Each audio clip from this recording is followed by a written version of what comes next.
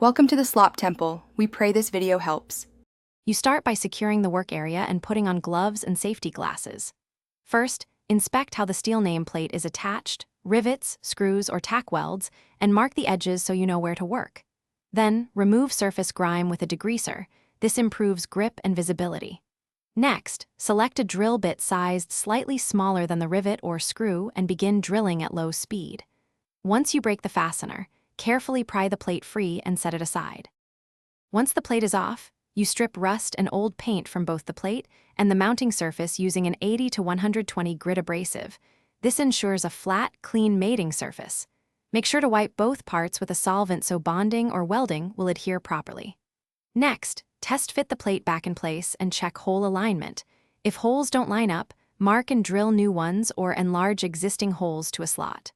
Finally, verify fit before moving to attachment.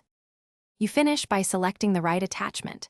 Stainless pop rivets for speed, corrosion-resistant screws for removability, or short tack welds for permanence. When fastening, keep components aligned and tighten until snug. Avoid over-torquing, which can distort thin steel. Once secured, seal the edges with paint or a thin bead of silicone to prevent moisture intrusion. If the plate rattles later, add lock washers or re-weld small sections. If it sits unevenly, remove and shim or. Thanks for watching. Consider subscribing if we helped you.